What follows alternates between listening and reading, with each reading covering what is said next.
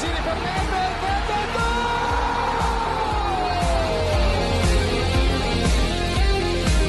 Pirlo, la conclusione in rete, Andrea Pirlo, un gol pazzesco! Del Piero, Alex, la palla di Pogacar, Pogba, rete, un gol incredibile, Pogba fa esplodere lo Juventus Stadium.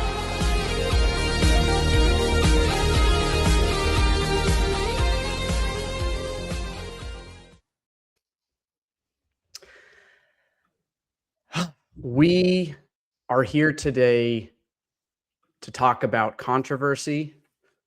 We're here to talk about blasphemy.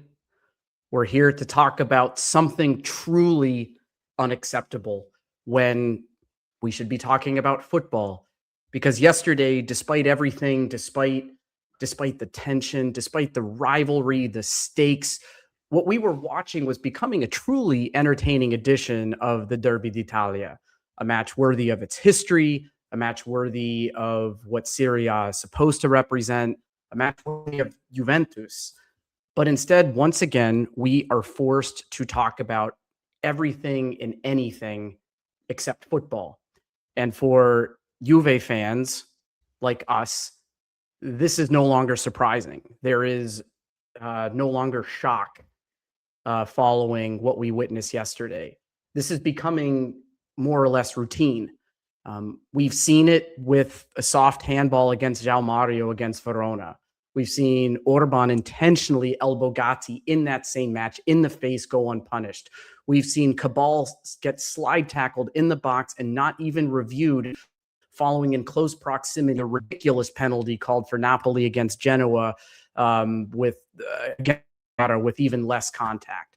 We've seen clear fouls ignored. We've seen penalties overturned. We've seen penalties not reviewed. We've seen identical incidents judged completely differently depending on the shirt being worn or the game being played. Week after week, match after match, the lack of consistency has become the only consistent thing. And this is the deeper issue. Football is human. Players make mistakes. Coaches make mistakes. Referees make mistakes. That's part of the game. But VAR exists to hopefully mitigate and reduce these errors, not selectively enforce them, not to amplify them, and certainly not to institutionalize inconsistency. And the way that the game is being called right now, it just incentivizes simulation and diving, which damages the sport that we all love. Because when you look at the cumulative impact against our club, the matches against Verona, twice against Lazio, Fiorentina, Inter, among others, we've got 7, 8, potentially 9 points lost due to refereeing decision. That's not frustration. That's not bad luck. That's a material distortion of this season. Up to 9 points would see Juve sitting comfortably in second place right now. Instead, we're fighting not just our opponents, but we are fighting the system itself. And on top of that, we have to deal with the disgusting behavior and comments from Interisti themselves and their supporters, their fan base, truly earning the Intermerda name that we give them. And like all of you, I'm angry. I was angry yesterday. I'm still angry today. I've been able to put it into a calmer demeanor, but we are here about it clearly, honestly, and completely because this club, this team, and this fan base deserves it. And we are so happy to have you with us today. Ciao tifosi Bianconeri, and welcome to episode 347 of the Turin Giants Podcast. I am Kevin, your host for today's episode. Today's episode will follow a slightly different format than usual because, frankly, again, that was not a usual match. But before we get into that structure, I'm joined by the Turin Giants crew. We have Zach. Zach, how are you? I am usually calm after games. Win, lose, draw. I can absorb it and move on with my life. This one was a tough one, is a tough one to let go. But I'm here doing our duty to provide content in response to Juventus games. And we have Frederic. Frederic, Good evening. Good evening, guys. Well, I'm used to fighting against the grain, going against the grain. I'm used to being beat down, knocked out, and still resurrecting alongside my team. I'm used to being laughed at, spat out, being shouted at. I'm even used to getting sent to another division because of mistakes that everybody in the former division has made. But I'm not used to being robbed 4 to 5 times in the same game and having people afterwards with a straight face saying that it wasn't robbery. I'm not used to that. I'll never get used to that, and I will not stand for that. And I think we all will be discussing these highlighted events, because I have no other name for it, because football didn't come into play yesterday. This was daylight robbery. This was the name of Juventus being besmirched by people who have no notion of what we stand for, and I won't stand for it. And last but not least, we have Jack. Jack, how's it going? How's it going, Kev? Guys, how are you? Everyone, thanks for joining us. I don't even know what to say. I've been at a loss for words for a full day now. I think at one point this morning, because I was with both of my kids playing, I feel like I'm going to take a different angle here. It's like having Legos, something you enjoy and love with your children. Anybody out there listening who has kids, you love to build with them. There's something you enjoy shopping for with them. It's like a love of our club. But Legos, when you have little kids, are those things that you step on without knowing they're there. And that's what all of these experiences feel like. I feel like all these refereeing decisions have been the Legos laying around on the floor, and you can't avoid them, and you keep stepping on them. And it's like someone is doing it intentionally. So I am breathing with the same anger as my compatriots here and all of you listening. And I'm sure we're going to dig into it. But long live the Legos, because we love Juve. But damn, ones that you step on hurt real bad. The Lego analogy put a smile on my face, Jack. Something that hasn't happened in the last 24 hours. So thank you. I like that. Thank you. We are live on YouTube on Sunday, February 15th, roughly 24 hours after the final whistle at the San Siro. The Napoli-Roma match will be kicking off during our recording. So if you are listening or listening to our podcast or viewing the video on YouTube, we won't know what that means for us in the table, despite us knowing exactly what yesterday meant for us. But before we begin, if you are watching and joining us here on YouTube live, thank you for being with us. We'll give a shout out to a number of the folks in just a bit. If you're watching the video afterwards, please hit a like and subscribe. We are pushing so hard towards 1,000 subscribers, and we get closer every day.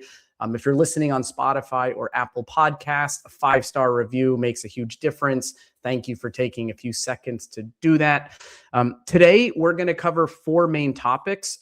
First, we're going to start with reaction from Juve leadership, including Chiellini, Comoli, and some words that we've heard about how Elkann kind of handled and managed this yesterday as well. Second, we will talk about the broader reaction across Italy and world football and kind of the implications for our club and what it means for Serie A. Then third, we will talk about the match itself. We're not going to do a thorough analysis throughout all of the play, going half by half, going through some of the meaningful milestones of the game. But we will spend some time talking about our players and the mentality. And then last, we'll close kind of looking ahead, right? We've got some big matches ahead against Galatasaray and Como, and the emotional weight of what was experienced on Saturday will no doubt have an impact to the preparation for those matches. All right. So before we get into that, though, I just, Zach, Frederic, Jack, I'd love just for each of you just to kind of share. You woke up this morning and you saw what our team put on the field. You clearly read and understood all the commentary afterwards. We know what happened during the match. Just give each of you one kind of thought or feeling that you woke up with on this dark Sunday. Zach, we'll start with you. I just don't want the fans, and I certainly hope that the players won't forget or get lost, or I don't want them to get lost in all of the noise that they showed a quality football and the fight and determination and resilience that we so often haven't seen from them, certainly under Motta and Tudor. And I think that was an enormous display of courage from this team that could have folded in the light of injustice to go out and play the way that they did. And that's what stuck with me. Frederic.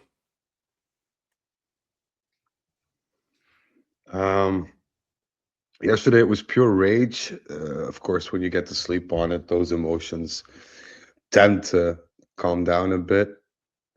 That wasn't the case. My rage was transformed into disbelief. And when I read all the media and the highlights from abroad and in Italy as well, that disbelief just became a bit more bigger. And when some things happen in your life you have no control over, and sometimes you just need to accept them and go ahead with what you do.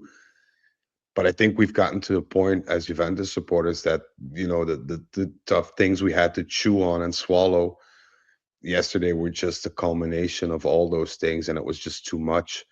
And I felt disheartened. I felt angry. I felt betrayed.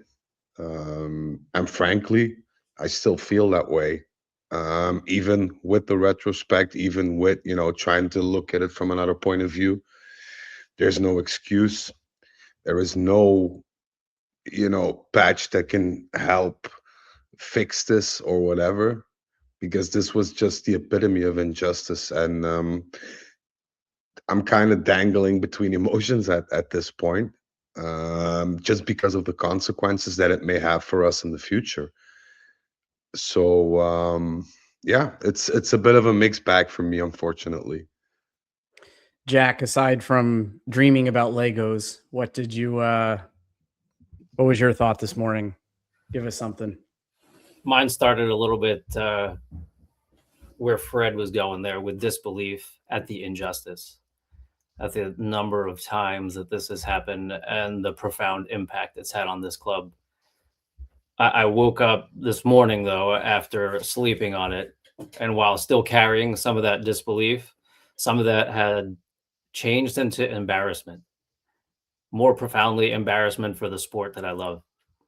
I think we lost some of the soul of Calcio yesterday, and I think soccer continues to lose its soul with these horrible calls impacting people's lives. And I'm talking about the players and the staff and everyone involved with the clubs, but then also, fans who spend money and cheer for these teams.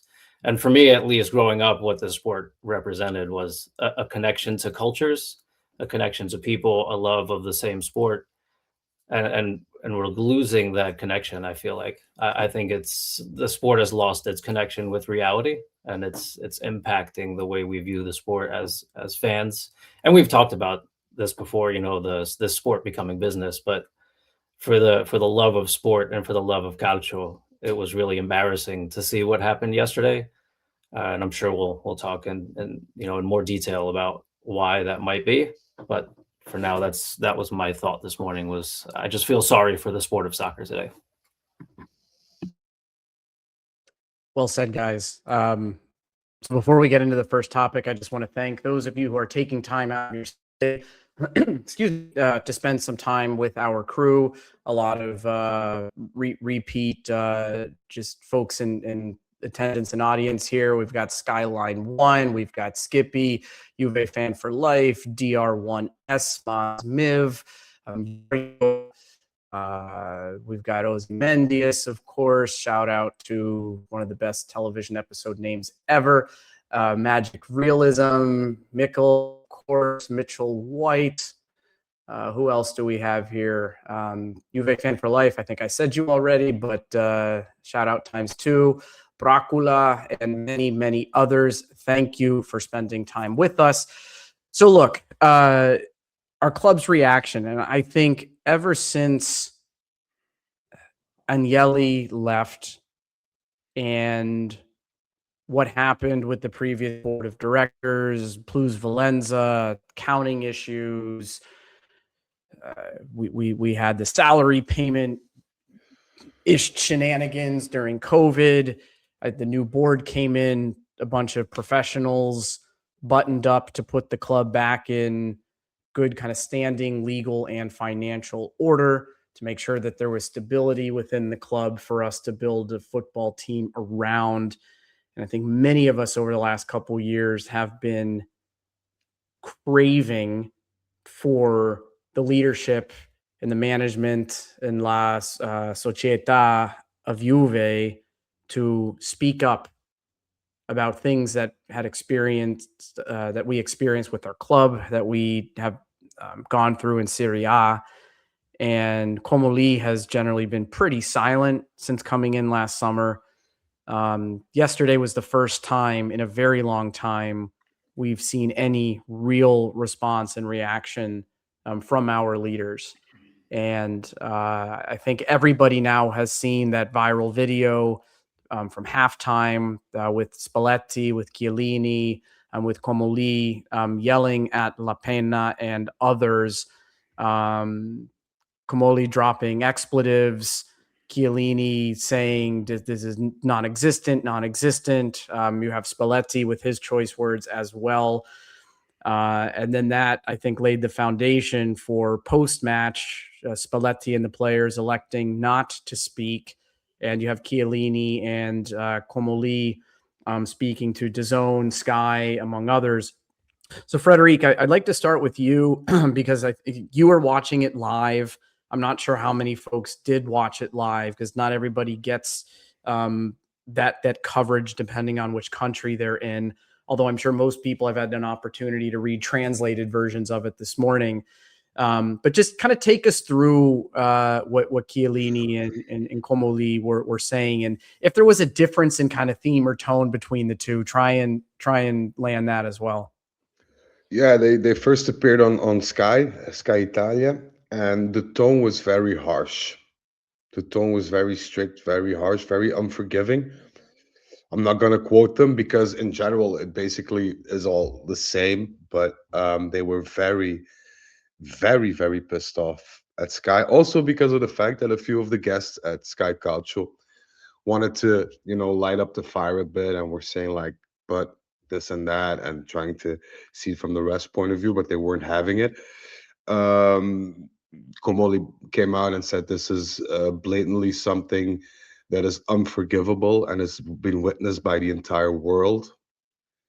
Was very harsh on that. He also refused extra comment when they asked him to in the studio. He gave the word to Chiellini.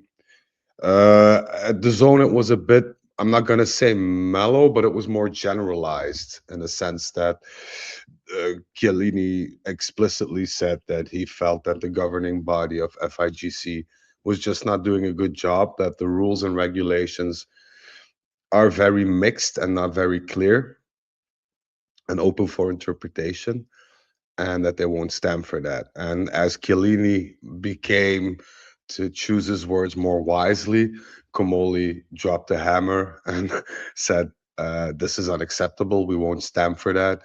Italian football lost. We won't give up. We'll fight for Juventus, all united, all together, because this is something that is truly unacceptable, which kind of set the tone, really, for everything we saw in the media today and gave me personally a very reassuring feeling about the future. I'm not going to talk about transfers or whatever because we all ever say about that. But in a sense that these were two people that chose to appear in front of the camera and be very harsh, even though that you can expect maybe that there'll be a fine or two or whatever, regardless over what they said or how they said it. But the way they came across and the way that their demeanor was felt by people in the studio and people at home was not only very sincere, but was very a clear sign of, we want to move forward. We will not stand for injustice like we suffered a great deal throughout the years. this will not stick. So for me, at that point, I felt a bit reassured. I was still angry, I was still pissed, but it felt reassuring to me and sincere, which is saying a lot because we have our doubts about management, as we should. But Mhm. at that point, I felt it was very appropriate for them to stand up and speak up. But the way as they did, to me, was very, very, I'd almost choose the word settling, because I felt strengthened by their words and their demeanor. Do you think, and maybe a shift to Jack, do you think that this is a moment in time reaction fueled by passion, or do you feel that this is kind of a turning point where we're going to see just a more intentional kind of stance and communication from our leadership? I hope it's a turning point. I hope it's a tipping point. It's actually a great book by Malcolm Gladwell talking about tipping points, Yes, right? it is. The moment where things change, right? And you want to hope that this is a bit of a tipping point. I thought it was really, refreshing to see us come out swinging, right? So often we are the punching bag, right? And I think even just looking back a few years, I don't know that we even recognize yet, because we're not far enough removed from it. But what a good job Allegri did at taking those punches, right? He used to get, pelted by the media. He took so many shots for the club, especially that year where we were docked all those points, right? Taking points away, giving points back, taking points away. He took so many hits, right? He carried us, I feel like, to those finishes, third and fourth, whatever it was. But we were always the ones taking the hits. I do hope this was a bit of a tipping point. I do think our argument that this is very obvious and blatant injustice holds a lot more merit than some of our arguments in the past. So I am hoping that this is a tipping point. And I do like that we came out swinging. I do like that we made statements about the injustice. I do like that we were talking about the repetitive nature of what we keep saying and how impactful it's going to be on this club. So to me, that was something refreshing and something I'll take positive away from the last 24 hours. Yeah, awesome. And just a very brief side note here. You may see one of the folks here in our chat, Juve Gentleman 6762. Thank you for being with us. If the people listening or the people in the chat aren't following his Instagram account, Juventus Gentleman, please do. It's awesome. The animations and some of the digital art that he does for each and every game in Juve situations is really cool. Thanks for being a supporter of Turin Giants. My friend. Zach, you historically have not been the biggest, haven't given a lot of accreditation. Did I say that right?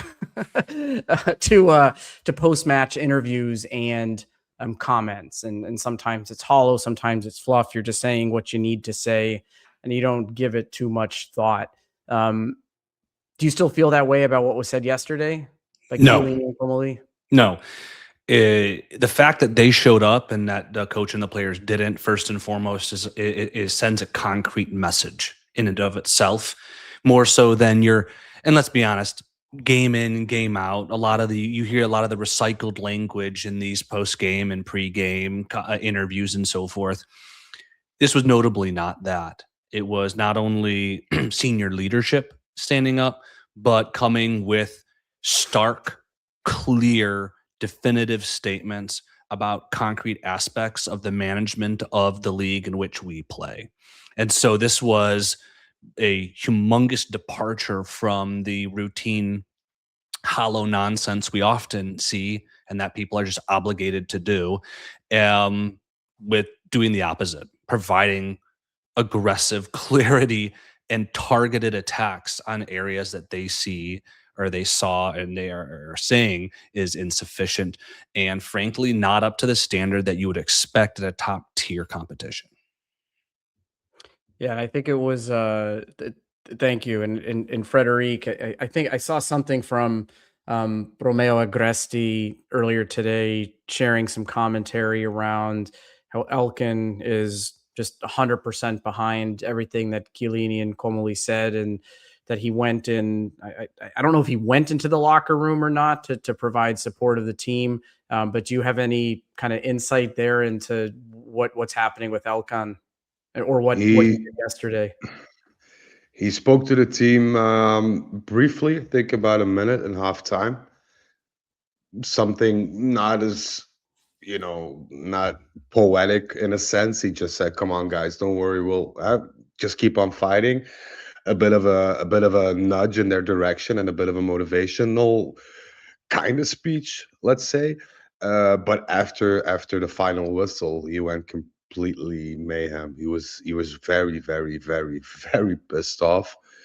He demanded to speak to the referee and the VAR people. They didn't allow him to. He said, "Then I want Rocky on the phone," which didn't happen. And from what they tell me is when he drove home, he had a call with Gravina, where he very elaborately expressed his disappointment. Afterwards, Rocky called him and Comoli back, and they agreed not to respond to Rocky's phone call. So Why? that's all. Why do you think? I have no idea. I think they just went above his head to the bigger person in charge there, to the head of the FIGC, not to waste their efforts on Rocky or whatever, because as we know, Rocky will quit after this season, maybe, I hope, even earlier. Yeah. So I think they just decided to go for the head honcho and document that well, because I don't know if people know this, but if you, as an owner or CEO of a club, get in contact with the head of a FIGC, it all gets documented in a sense that is it recorded? I don't know, but there are transcripts, there are things. They usually follow up with an email summarizing what has been discussed. And I think that was the way to go for them, which makes me even think that they might even take legal action should need be. So I think it was just them covering their asses, making their steps retraceable, and having sure that FIGC or whoever in Rocky's name took this as a serious allegation and something that we very, very, very, very are keen on to have pursued. So I think, hats off to them by doing so. Zach, I want you, for people listening in audio format only, as soon as Frederic mentioned legal action, Zach just gave the heaviest eye roll I've seen in quite some time. So can you please give some commentary to go along with your facial expression? There's absolutely no legal action that would accomplish anything. What are you going to do? Not make Champions League and sue the FIGC for 60 million euro because of referee decisions due to a broken structure? And frankly, La Pena, who, and we can talk about that moment with Kalulu, but what are you going to object to? There's no recourse. You can't go back and legislate games or give points back. And Roki came out and said we're sorry. It's not like he defamed anybody or anything like that. There's literally no avenue for legal recourse from this game whatsoever. I'm sorry, but it's not just because of this game. I think it's Juventus. If they should pursue that, they're given right to demand an investigation, because this is not just one game that went awry or whatever. So I think in order to have an investigation started or have something set in motion, you should have some backup and you should have the proper credentials in order to enforce that. It was the same. They did the same with Calciopoli. And if other teams can do it, I don't see the reason why as to we wouldn't be able to do so. But this is my issue. This is my issue with this is everyone's, and rightfully so, we're talking Inter Juve. This is not an Inter Juve problem or only a Juve problem. Every week, some of the examples that Kevin had, even earlier today in the Parma match, or you go to Napoli last week. I mean, there are just boneheaded, game-defining penalties or red cards. It's a systemic problem. Now, if you want an investigation, what are you going to do? Investigate the guy who's got 1 foot out the door already? I mean, you could. And even if you decide that Roki was corrupt, he's gone, and you're not going to change anything. So it just seems like it's a lot of hot air for nothing. The system is very clearly broken in terms of referees, VAR usage, and I want to be very clear on this because Kevin used the right term. He said that players are incentivized to dive and simulate. That is the truth, and it goes way deeper than that. Saying it is not, in my opinion, good enough, because we're all product of our incentives in life and in sport. And when the players week in and week out have shown that simulation, as embarrassing as it would be, if that was my son, I would be like, don't ever do that again. I'm embarrassed to be associated with you, seeing you dive and celebrate. But there's so much money and consequence in getting that call in your favor that everyone on every team, Juventus is no exception, does it. There's no penalty for them to do it retroactively. Nobody except against Chico and Yildiz, it seems, gets cards for simulation in games. The system has set up a world where La Pena, as to that call, not talking about his game performance, but as to the Kalulu call, I kind of understand at the moment. VAR can't help him. His linesman didn't help him.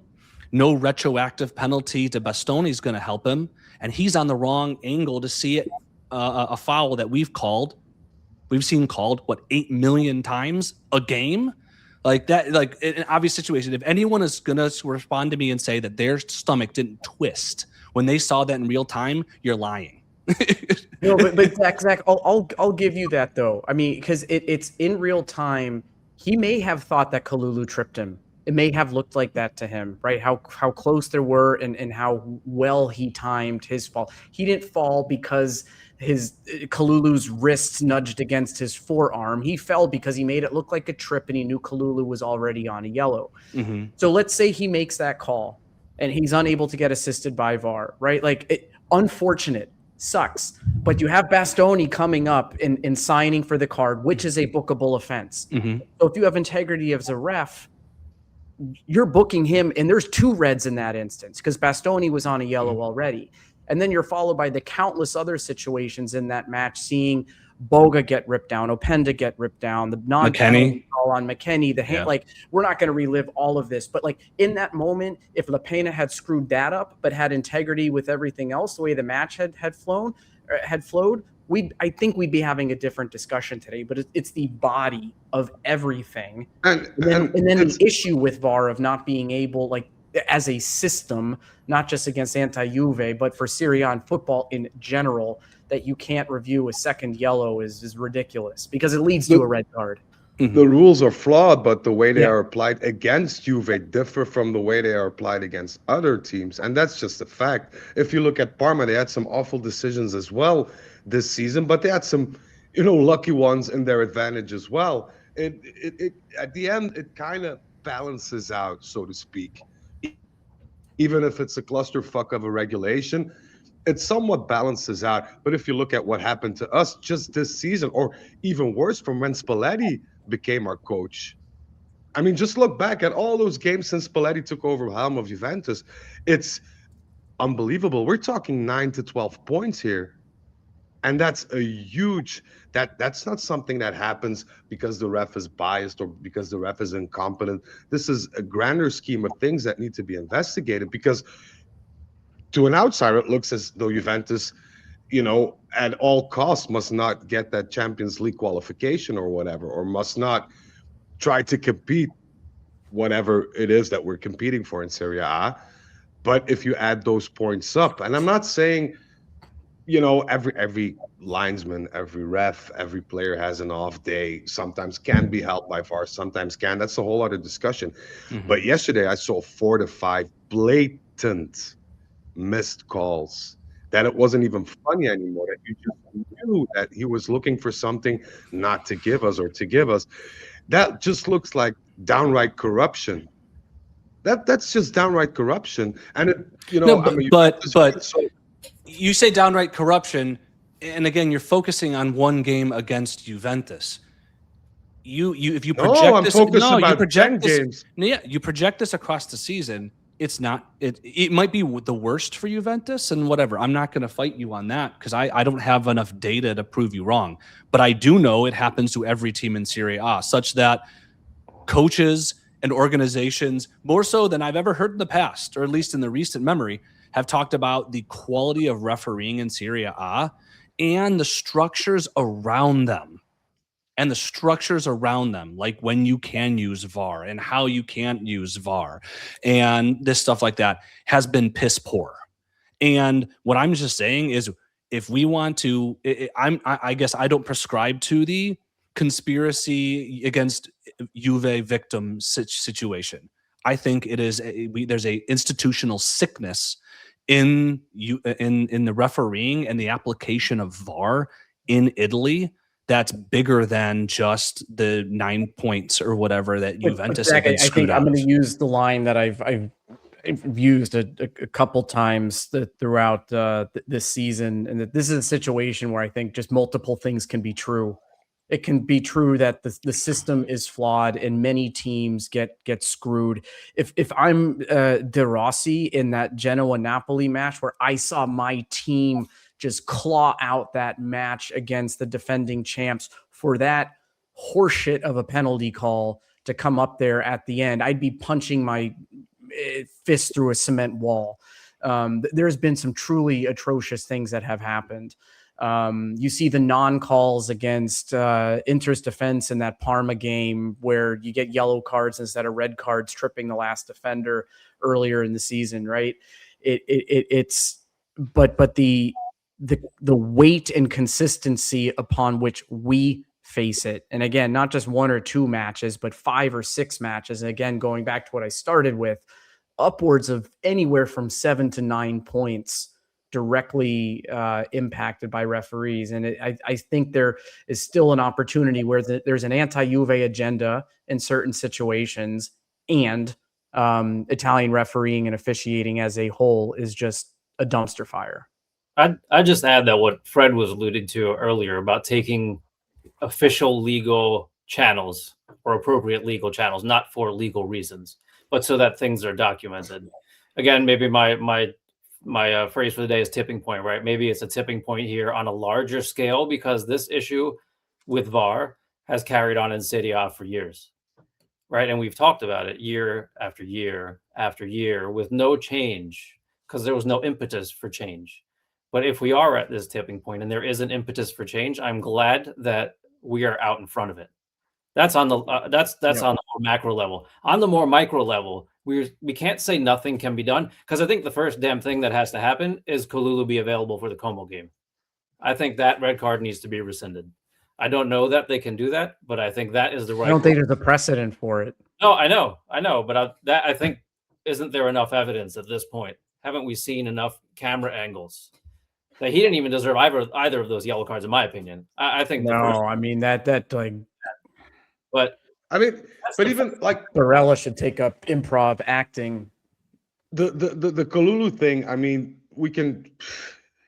That was the most blatant one. But if you look at, I mean, the Openda foul was literally 20 seconds before the winning goal fell.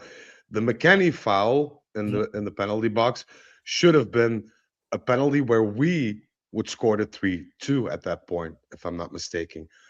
You have Kalulu's first yellow, which was never a yellow in any way, shape, or form because he didn't even put his body up there.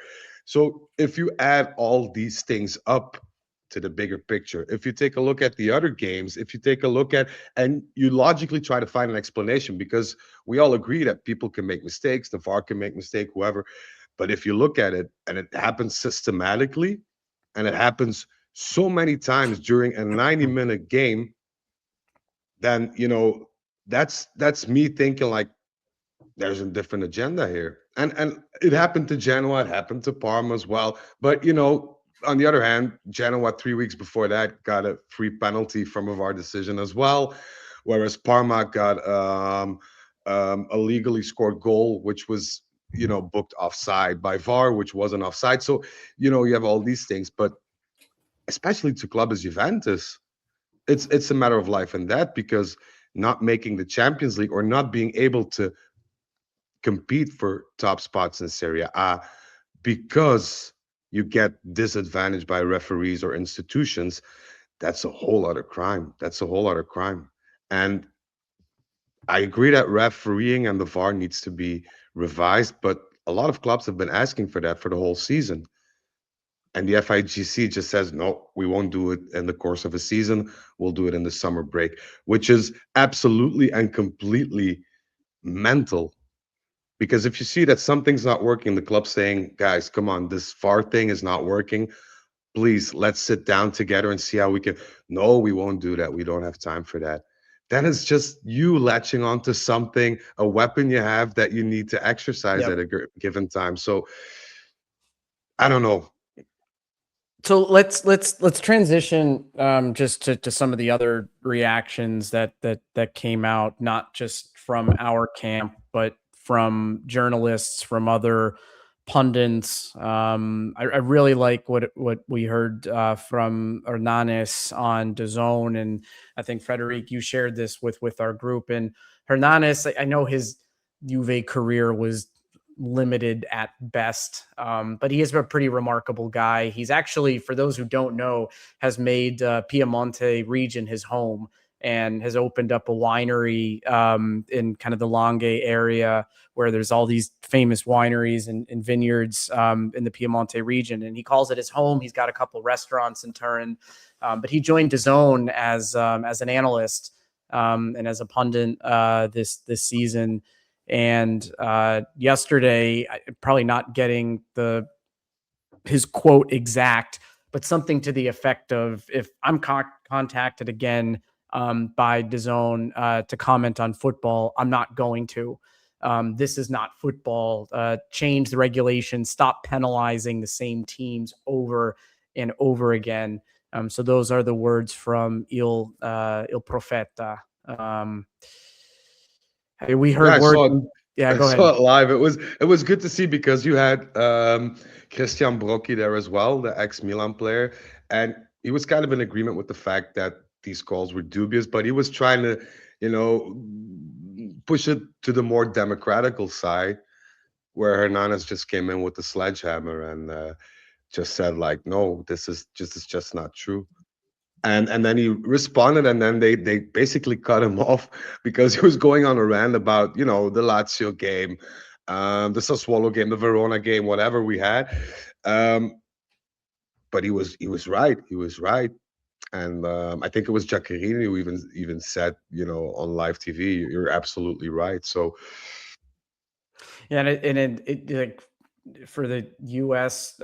audience, I mean, we get a Paramount Plus feed, and there's an analyst, Mike Grella, who was a professional to some degree, and don't usually agree a lot of what he has to say, and he's been very critical about Juve throughout this season, and understandably so. But I mean, being pretty vocal that this was not just 10 versus 11. He even said, like, this was 10 versus 12 yesterday, and at full strength sides, this Juventus team would have won the match just because the refereeing was appalling, and it was a poor performance, even though they found a way to get the win amid everything that was going on. But they did not look like the team that will lift the Serie A trophy at the end of the season. I think that's a foregone conclusion at this point. We had Del Piero speaking out yesterday as well. Zach, did you see Del Piero's words? I saw them, but I do not recall them immediately. Jack, did you see them by chance? I did not. No. Well, he was speaking, he had some choice words for Christian Kivu, which is where I was trying to go with this, right? Yeah. So Kivu, of course, just making some snide comment around, the contact was minimal, but like keep your hands at home. But that's not a foul. Arm brushing against arm is not a foul, right? Like this is a contact sport, and if contact is the reason for foul, it's appalling. And I think it was pretty pathetic that he could justify that in that way. And Del Piero was very, very critical of Kivu and saying that over the next couple of days, he better come out and kind of take that back or have a different perspective, because that's not indicative of this sport that he grew up playing and what we are all really craving to see when we tune in every weekend. Wasn't it Kivu who not too long ago said like, oh, when we benefit from a call from the refs, we're going to come out and say, I'm sorry. Yeah. The way, we got away with one today. Yeah. And of course he has the opportunity to do so yesterday. And he says that. Mr. Hypocritical. And what I like, especially because Kivu's been yapping on about fair play or whatever, but when we were tied to 11 guys, Spalletti literally just demolished him. So Kivu, for me, Inter, nothing. I don't fear them in any way, shape, or form, because yesterday a lot of people talking about, oh, but now Inter's going to start this whole new cycle in which we can't touch them, we'll never beat them, or whatever. This is a pathetic team with an even more pathetic coach. This is a team that's at the end of his line, and I'm happy it turned out the way it did yesterday, because I know for a fact that the next time that we all sit, hopefully at the Allianz Stadium again and get to witness a Juve Inter, we'll be the ones laughing and looking down below what Inter is doing. So I'm not too fussed about that, but Kivu was very hypocritical. I felt that Del Piero was a bit too democratic as well. He's very political. I want Del Piero to choose some more coarser words at times, but that's who he is. Can't change it. But it was not only him. I looked a bit around Belgian, Dutch TV, German TV. The same L'Equipe was very harsh. So yeah. Yeah, I saw. I forget who it was. Just some Instagram football influencer personality indicating that he just saw the weakest not a Juve fan, just the weakest red card of his life. And if he were a Juve supporter, he just said, like, my head would implode and like it would just be the death of me if that's something that I would have witnessed. But look, I mean, I think that the point of talking about other perspectives is that this is not just a selfish, like, Juve against the world thing, which we have found ourselves in, right? Juve contro tutti, right? This is not exactly that. There's an element of it for sure. But when you see Gazzetta, when you see Tuttosport, when you see other analysts and people unrelated with Juve and just neutrals commenting on what was witnessed yesterday, this is just bigger than just our club. And we've got to fight for our club, but something's really got to change with Italian football. And that's kind of my point, Kevin, is because when you have one of, if not the biggest game of the season, the Derby d'Italia, considering where things are in the table, not just for Juventus and Inter, but Roma just scored. Sorry. Yeah. Well, we'll talk about the implications of those games in a second. But when I think it was Comoli said we lost 3 points, but Italian football lost even more.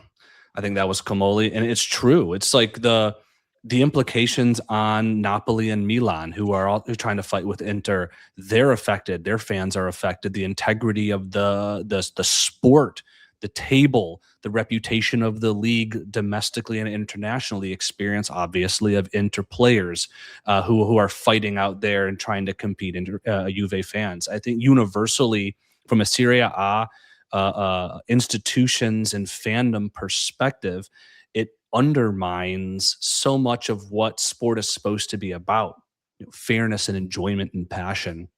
Again, which is why my focus has been holistically on the system, because that's where the problem is. And we got hard done by it bad yesterday, but it's not going, even if they fired La Pena and Roki says, I quit today, that would not change the sickness in the system. I mean, I think we have to be focused at that high level aggressively, because that's the only way things will change.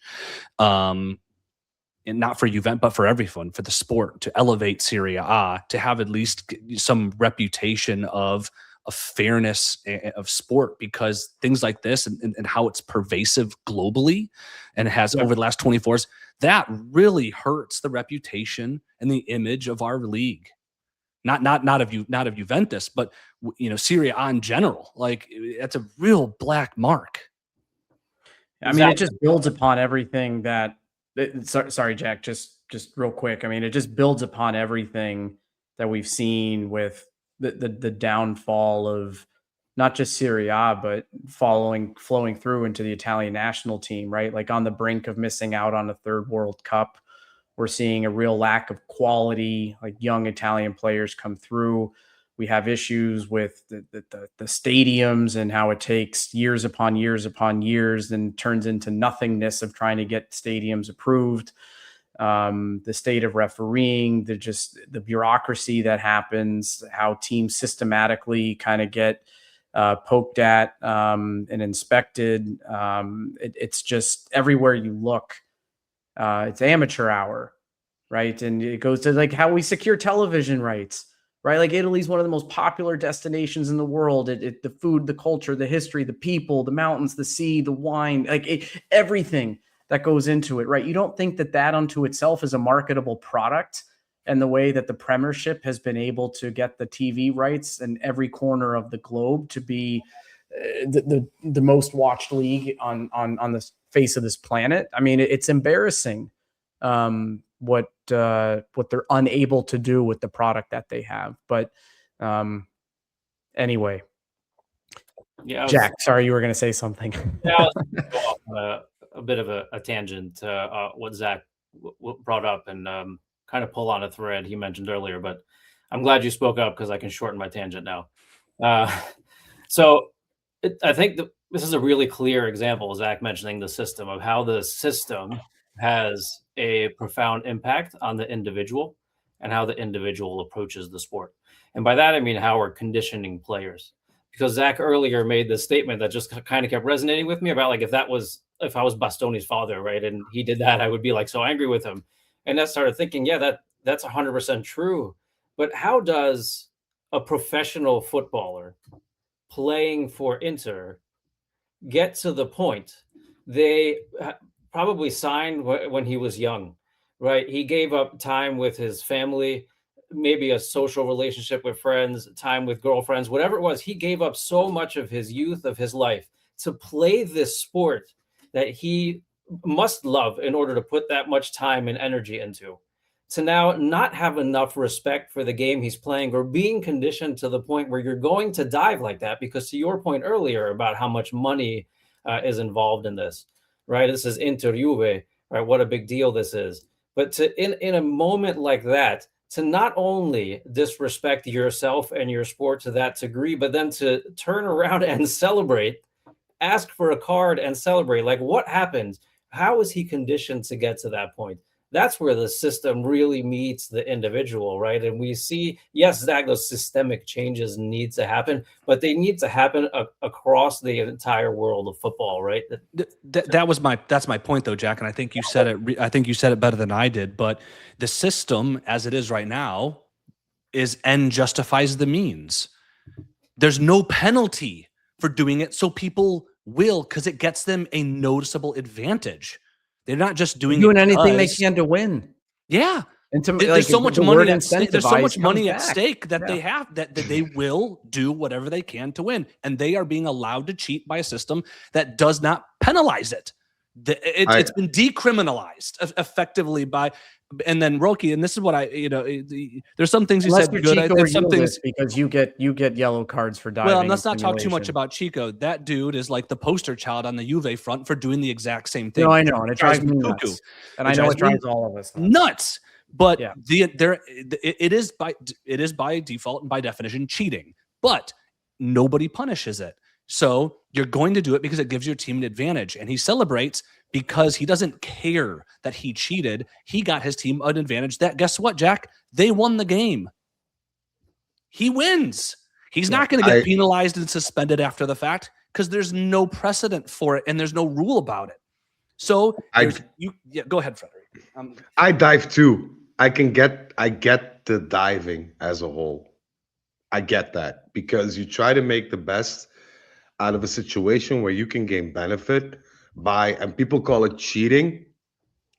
Oftentimes it's not cheating because we see everything in very fast play, but often when you're on the pitch and you're in full velocity and just that little, twitch or that little bit of a knock can be very ugly. So I wouldn't call it, but the celebrating part to me, I never, ever, ever, ever did that.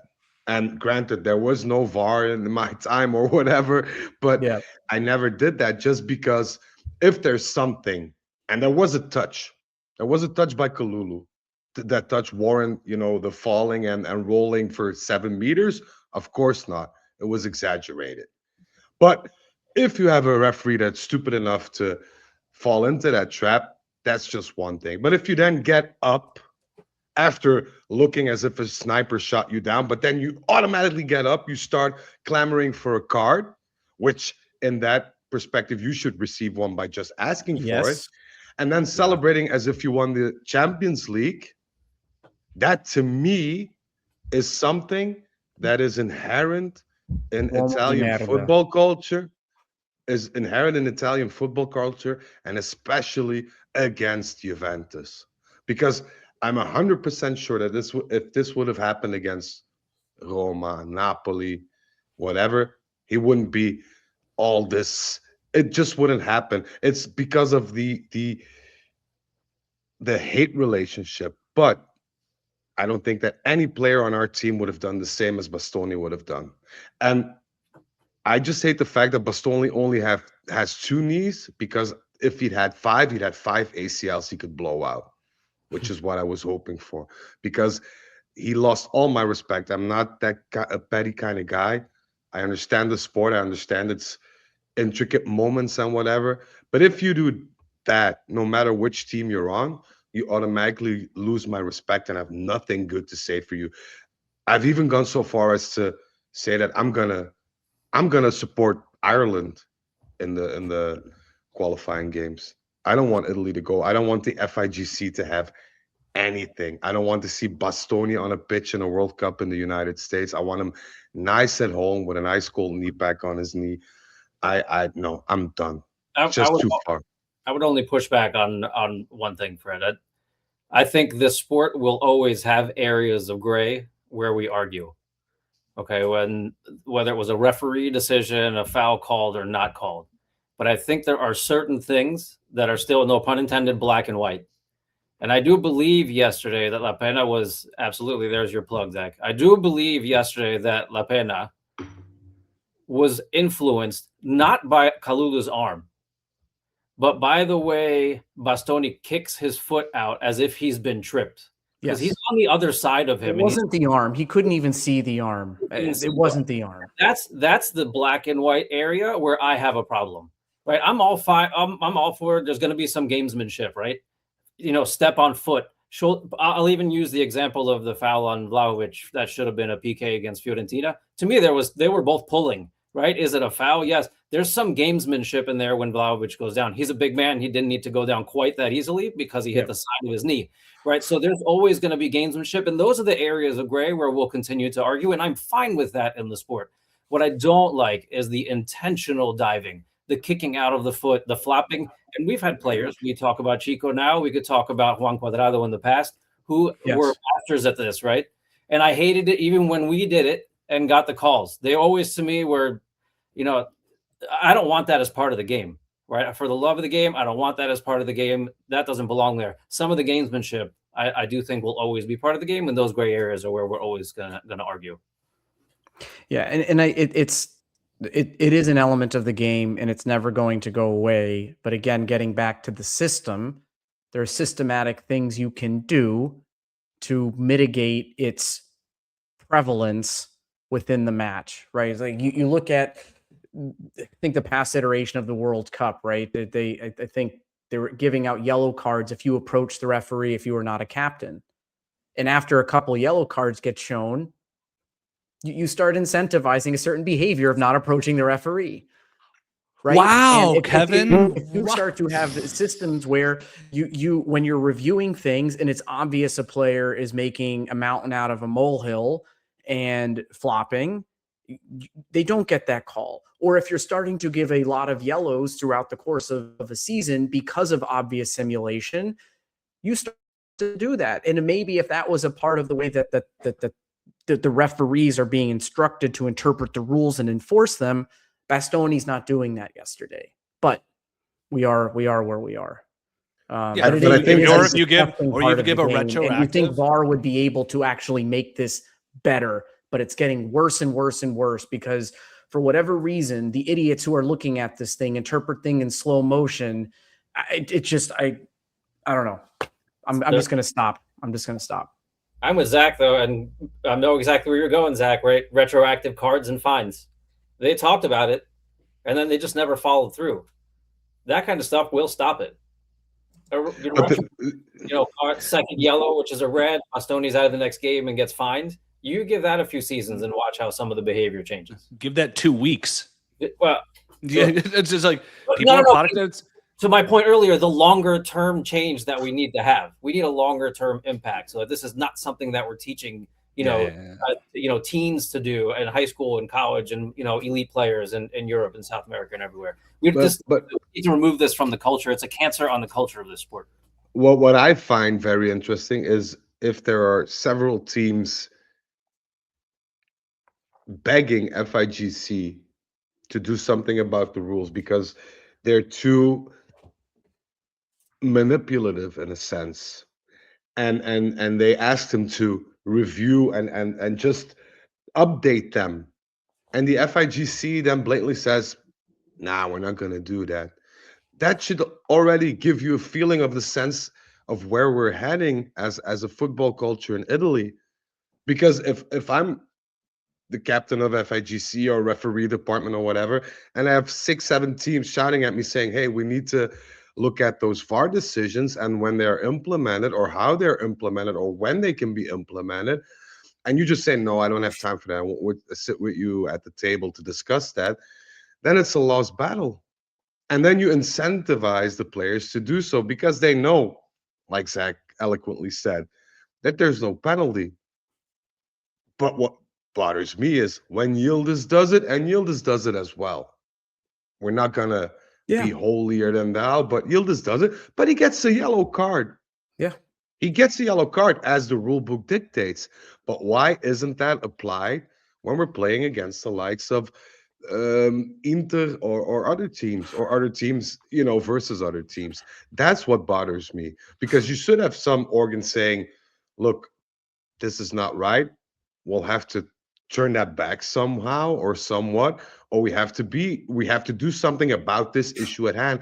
But it just gets swept under the rug as if it's of no concern to anyone, which to me is something that also Kivu feeds by saying, but there was a touch. That's completely bypassing the situation and the problematics we have. Absolute nonsense. if we keep on bickering about whether it was or it wasn't a foul in the broader sense of things, then these issues will never be resolved.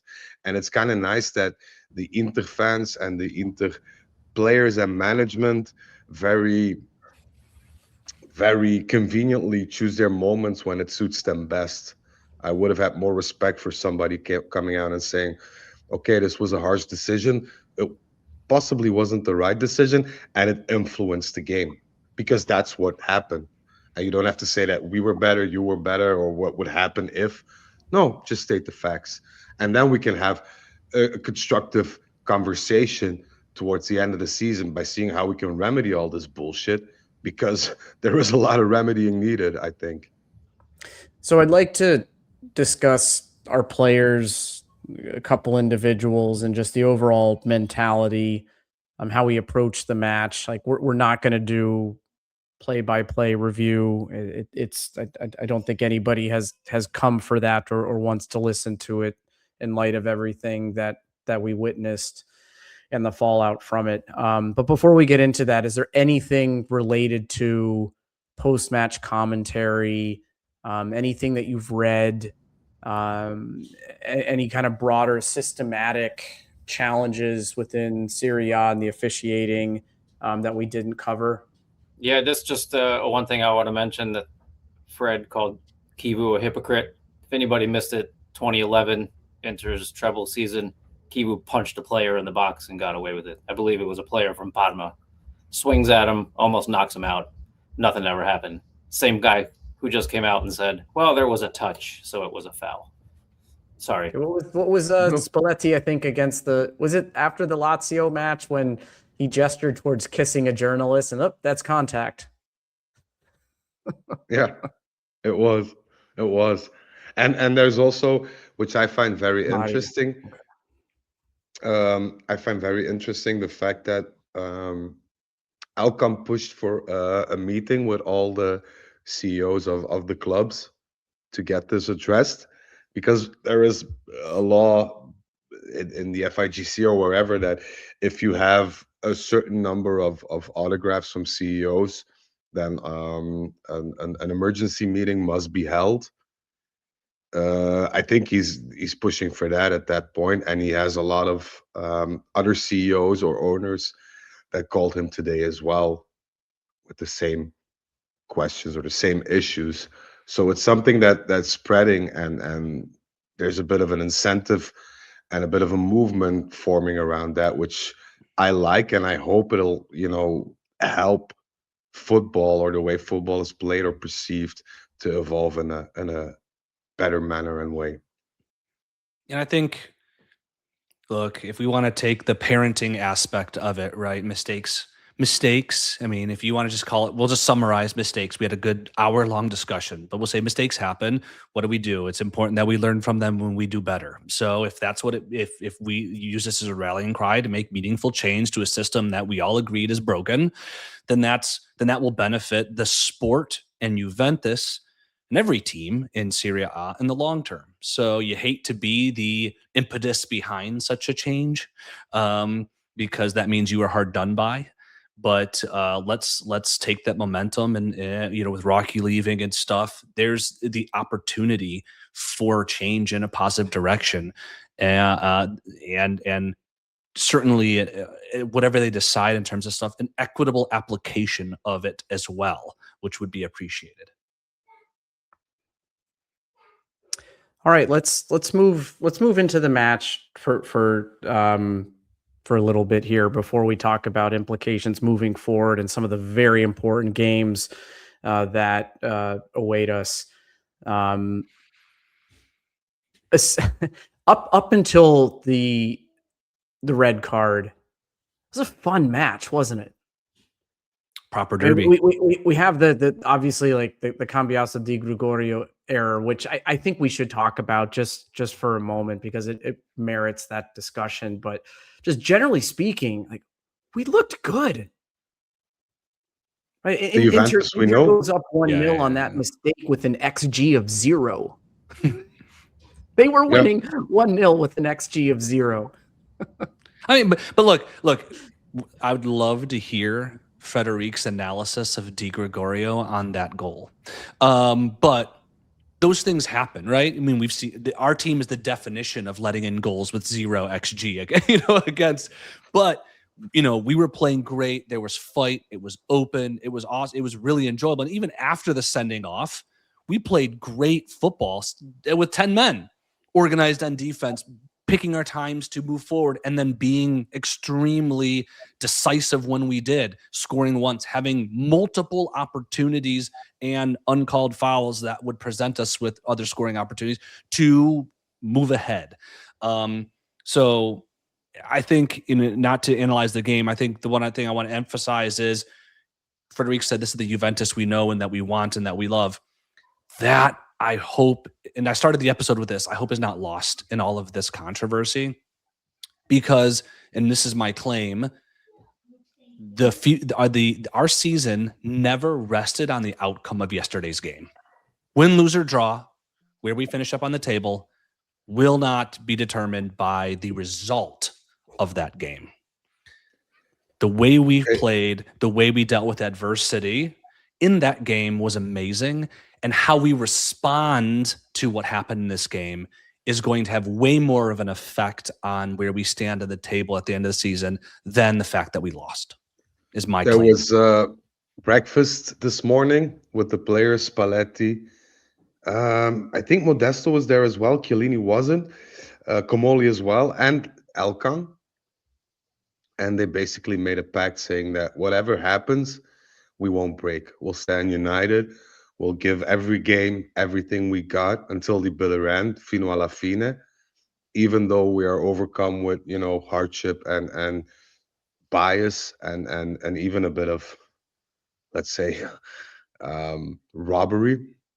We'll just go in fearless and see what happens, because, and that's at what Elkann said.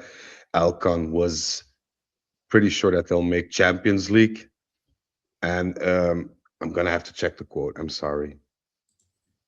And something along the lines of, this is just a stepping stone.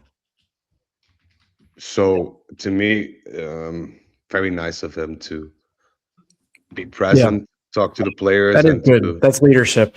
I've been very critical of his leadership, justifiably so, but that's a good moment from him. Yeah, this is exactly what you want to see, and you need a little bit of leadership in these moments. This is, from a sporting perspective, you kind of call this the Rocky response, right? What happens when you're down like that? Down on one knee. Do you have the leadership in your locker room? Do you have your leadership in coaching and in management to look up and get back up and say, you better throw more at me than that if you think you're going to take me down? And that's why the old lady never dies. Right, it's going to take a hell of a lot more than one Inter game, to Zach's point. Like, this is not going to define our season, but how we respond to this now will define our season. Yeah, how we approach these two Champions League games, and also how we, welcome Como to the Allianz. I hope not an empty seat in the house next week. And then away at Roma. Yep. Right. Sure. It's going to continue. We're still in control of our own destiny. It just got harder. Yeah. What did we say at the beginning of the season, Kevin? I think you and I were the one who said it. Our season is defined not in the minimal big games you play over the course of the season, but what you do week in and week out, especially against the mid and bottom tail tables. That's no different. And we have an opportunity to, like you said, against Roma, it's still a lot of games to be played, points to be won and lost. The Jack, I think, hit the nail on the head that how we respond to this. And so, I could just kind of see Spalletti's message to the team, and I don't know if he's come out and spoken yet after the result. But if I'm a coach and I look at the fight that my team had, I am applauding them and celebrating them after that game, and I'm sitting Kalulu down and saying, "You did nothing wrong, my man," because you could see what it meant to Kalulu in that moment to be sent off in that manner. And the only sort of mentality I am concerned about is whether that moment crushed Kalulu a little bit because of how big and unfair it was. And so if I'm Spalletti, I'm sitting him down and saying, man, you did nothing wrong. I got your back. This potentially could be the spark that get our boy Kalulu off the pitch, man. That's all. Yeah. Minute of the entire game, he has to get sent off for that nonsense. Off this season was to send him off with a red. Sorry, Frederic. No. I just feel that this could be like Jack said, a tipping point in the sense that this could be kind of the spark that we could possibly need in this difficult, string of difficult games that we have. This could be something that ignites our inner pride and rocky emotional response to injustice, and we might fire from more cylinders than we thought we had prior to this game. So it could be something that could be beneficial in the long run for us, for having that sense of revenge, that unjust feeling that still is sticking in the middle of your throat like that because it was force fed to you. So you never know, but I find it very, very uplifting that they stand as a unity, and I couldn't be much more proud of my team, and for the first time in several years as well, of management, because of the way they spoke, the way they acted, and the way that they supported not only the players but also the fans, because Kamoli said a few words about the fans as well, which means to me that he actually does care. And if we all have the noses in the same direction, then we could potentially see some nice things happening for us. Yes, nice. I think you mentioned it Thursday, Fred. It might have been on Bepe's show. For those of you who don't know, these guys join Uncle Bepe on Thursdays for Juve Talk. You made a comment about this team can only go as far as they can overperform, or something to that effect, that they only perform consistently when they're overperforming. And my hope, what you're saying now, is that now that we all have our noses in the right direction, this can be the impetus to continue to overperform the talents that we have and push to the end of the season. And maybe I just hope DJ starts overperforming as well. I do. I don't want to derail. Right, let's get into it. Let's just stop tiptoeing around it and so there's two specific things I want to make sure that we talk about, and then if there's anything else about the match, guys, let's feel free to air it out. Let's talk about the own goal and related Di Gregorio's performance on the night, and I also want to give some time just to Locatelli's performance as well. So I'm going to kick things off with the own goal, and Frederic, just to maybe soften some of what you're about to say, because after that, Di Gregorio actually, I mean, whether you can call them world-class saves or not, he kept us in that match. He did have some nice saves, particularly in that second half, where maybe a different performance of Di Gregorio would have seen those goals go in as well. But my thing with the own goal that we conceded, it's not so much that those were obvious errors as we've committed in other matches. Locatelli holding on to the ball too long against Lazio and getting stripped and that turning into a goal, obvious error. Cambiasso passing a square ball across the center of defense with an oncoming player that gets intercepted and they score, obvious error. Cambiasso finds himself in an unfortunate spot where that shot cross gets deflected off of him, no fault of his own, when Di Gregorio's already leaning in the other direction, right? We can criticize it for being like the most unathletic display of trying to kick save that. It looked really, really poor. But it, like, my biggest thing is that it wasn't so much stupid errors, but just that moment just sums up their season, that the two of them just find themselves in a spot where they are the centerpieces for conceding a goal like that away at the San Siro when you've been dominating the first 12 to 15 minutes of that match. And it just like encapsulates what they've been doing all season. And the question is, would it happen with a Carnesecchio or a Vicario in goal?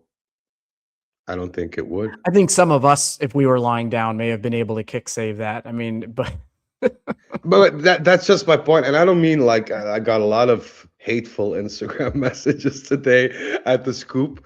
Be sure to put in your own hateful message if you want. You can. I even sent you one. You completely did? Unrelated to the game, but just because I wanted to send you one. Ah, okay, that's nice. Thank you. I haven't checked, but I'll check later. But No, I just feel that, I'll die on this hill. He's a poor keeper.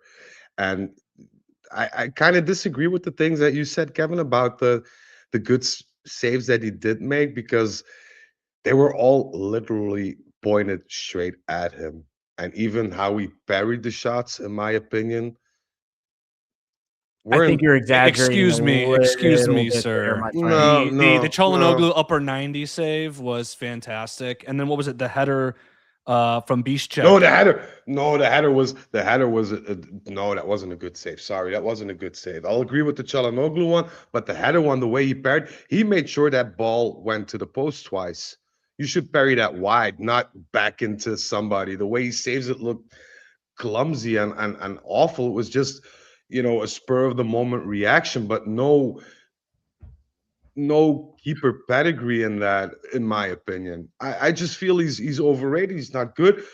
We'll leave it at that. But I say the difference is that the mistakes he makes are amateur mistakes. The saves he makes are saves you would expect your keeper to make. I don't think, barring the Çalhanoğlu shot, which I think that is a difficult save, I don't think he did anything extraordinary that you would not expect of a professional goalkeeper playing in Serie A.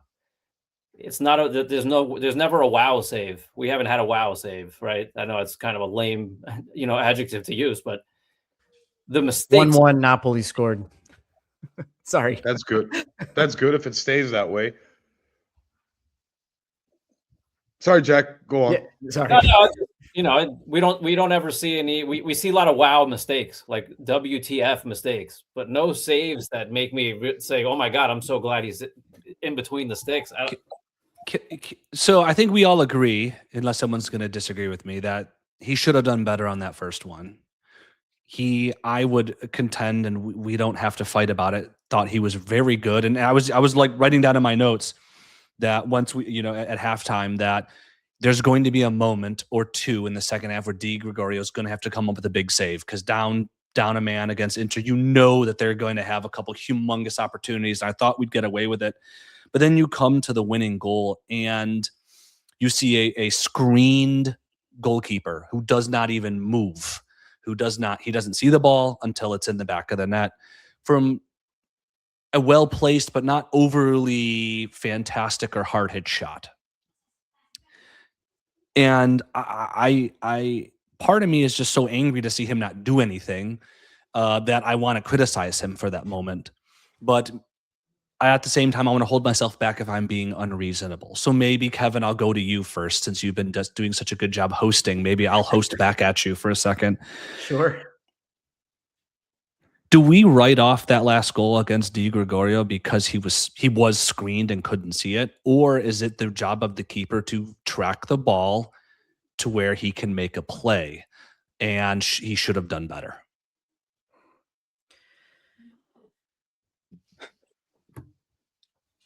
In the moment, I didn't blame him, right? Like it was written, right? Like we had that high of emotion off of Locatelli's goal, and it was just, this is not over. And Zielinski had been Inter's best player on the night. He's had an incredible season for them. He had the space, he had the shot. I don't know how much Gregorio could have done with where he found himself. Now, I've played the game. I've never been a keeper. I don't know if his positioning was poor in that moment where he should have had the opportunity to see Zielinski better, to be able to react to a shot, because he was meaningfully outside the box and would have had enough time to hopefully get down. But I'm not thinking that is his fault. I just think it's just unfortunate, and it was just a well-placed shot, and Zielinski took his chance. And we don't do enough of that. We as a team do not do enough of that, of putting low struck balls just like towards the corner from outside the box. We're always playing with it and taking too many touches. I think we could Locatelli did an example from what Zielinski did there. I think the only thing you miss, Kev, is he didn't find the space. He made the space. That is an incredible first touch by Zielinski, and he makes that one touch to open up space for himself to take that shot. And I think that's why Digres late, right? That ball is coming from Digres left, and he's still moving to his right. He hasn't even set his feet properly, and the ball comes back to his left. Yeah. I mean, he's been a punching bag and just for so many reasons. So I think it'd be easy to blame him. I just don't know how much he realistically could have done with the way the players were set up. These are the moments that you can set yourself apart from other keepers and get that 1 point win for your team. And by making I'm not saying that he should have made a save because it was very difficult, but man, at least go for the grass. And oftentimes, and Zach,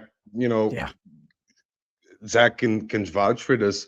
We were saying this during the warm-up at the Napoli game as well, that he just doesn't like when he feels that a shot is not or just too well placed. He doesn't even try. He doesn't even go for it. And that frustrates the hell out of it.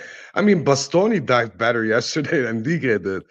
So, I mean, these are just facts. I mean, I'm not saying that every time you go down when there's a strike that you'll be able to save said ball. But if you don't go for it or you don't even try, then there's literally no chance. And with a bit of luck yesterday, he would have held that one back and we wouldn't have at least gotten 1 point out of the game. Maybe even more, who knows? Because at that point, you're maybe all fired up and your enthusiasm gets the better of you and you never know what happens. I'm in my opinion, he's just not good enough to count on to get you points throughout the season to make those critical saves that you expect a goalkeeper to make at certain points. Can I ask a question without derailing the conversation, Kev? Because it's on topic. Yeah, absolutely. Is Digre better than Mattia Perin? The bullshit. Yeah, I feel. Do we start asking? So, do we start asking the question who should be starting though? No, I think you have to start Di Gregorio, considering. I mean, if you think of football players as assets, there's no value in Perin anymore. Di Gregorio, if you want to move on to another goalkeeper or if you want to sell him or something, you have to continue with the message that he's the number one goalkeeper from a resellable asset standpoint, which is a little bit dirty to refer to people in that way, but that's just sort of the nature of European football. And I think the way that Spalletti wants to play Di Gregorio in his characteristics, not necessarily his skill level, but his characteristics more align with how Spalletti wants to play. And so from a coaching and tactical perspective, you start him as well. So he's the keeper we're stuck with. You also would have to imagine, I think, like Spalletti isn't doing anybody any favors, right? And I think after being with the club for this long, if he had a clear perspective that Perin puts us in a better chance to be winning matches, he'd be starting more matches. Mm-hmm. I just think may I, for the sake of intertwining a scoop moment here, may I tell you guys what Spalletti thinks, at least for next season? Or what his plans are. I don't know if they're going to be accepted by management. No, we don't care to hear this insight. Frederic. Yeah, no, this is okay. Keep that to yourself. So Locatelli, next point. No, please share. Well, Spalletti wants Perin because Perin was very disappointed that he could not go to Genoa because we didn't get a second goalkeeper in. But Spalletti wants to see Perin move to Genoa or another team in the summer, and then get a good quality keeper in and have Di Gregorio and the new keeper just duke it out in training, and who's better will start.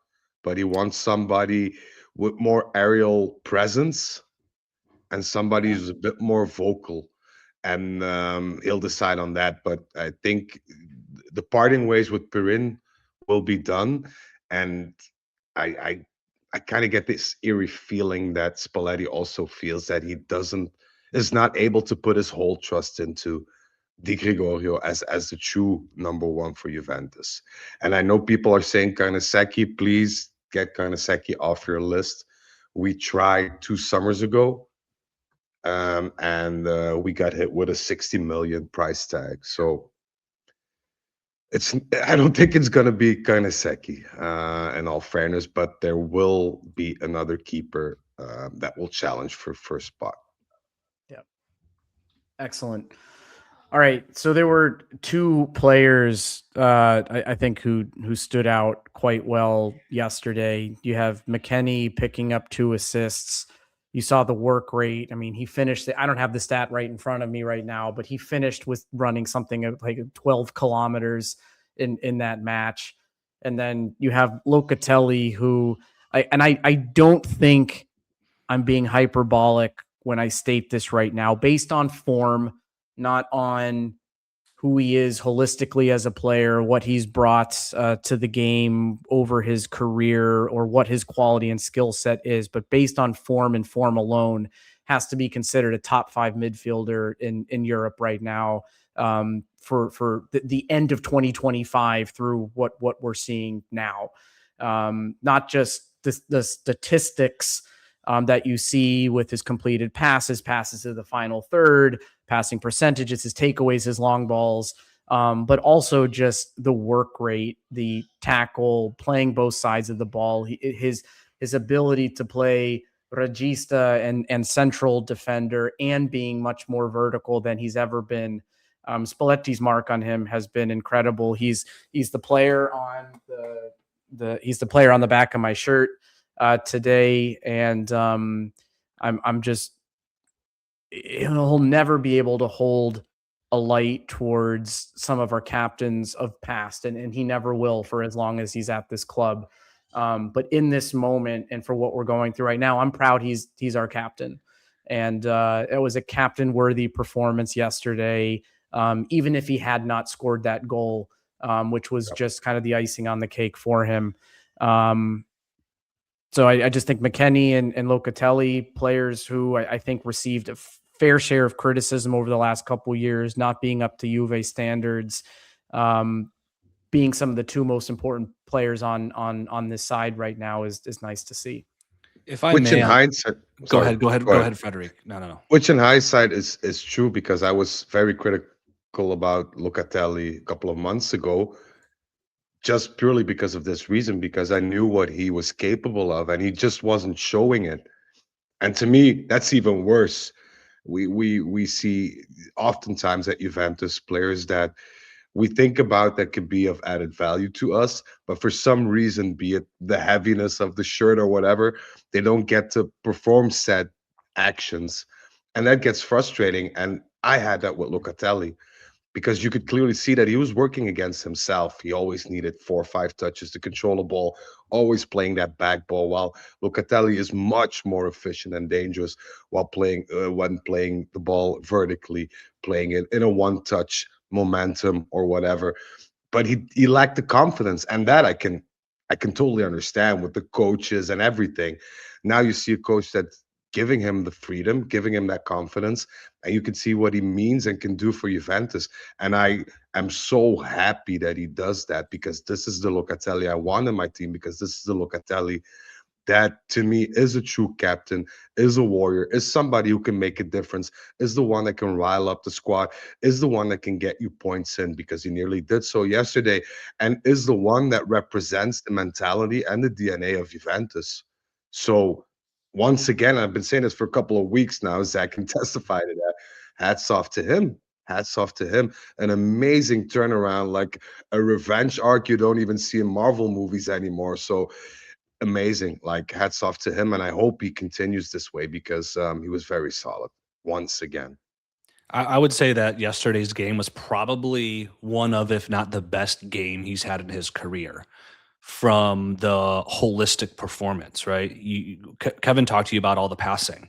Number 1 in touches, number 1 on passes on our team, 3rd overall, 17 passes in the final third.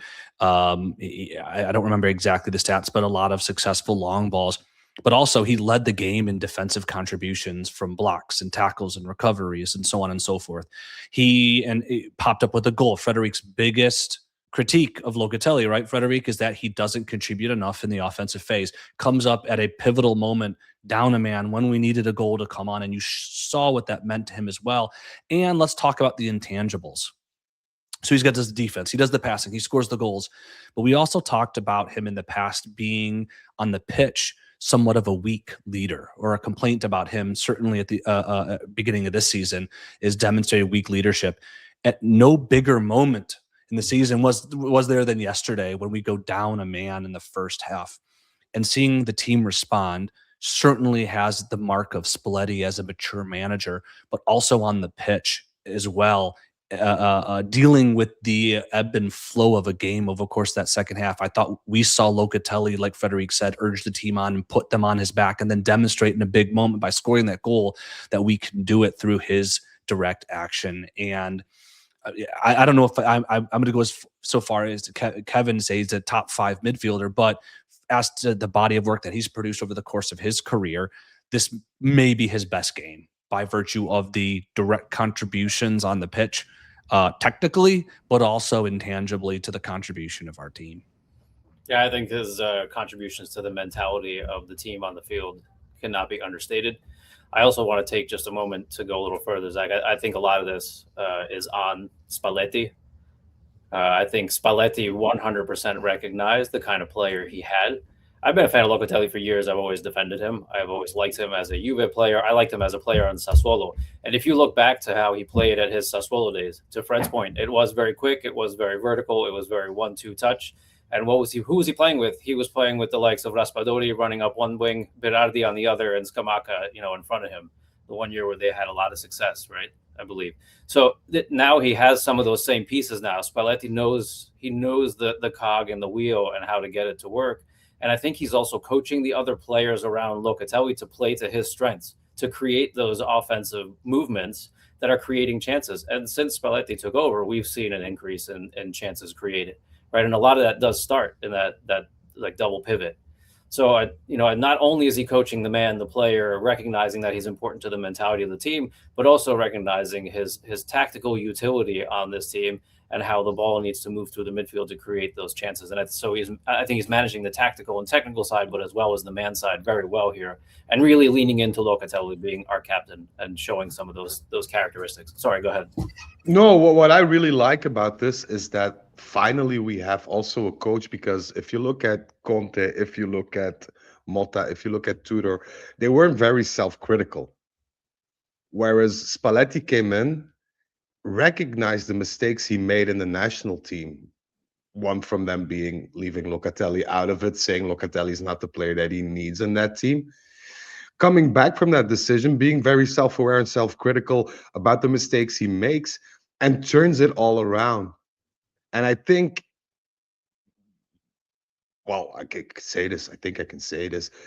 They sat down and Spalletti at a certain point confessed to Locatelli that he made a mistake by not calling him up for the national team, by playing with the way he played with the national team. That was just the wrong choice, and that they could leave that all behind them and start anew.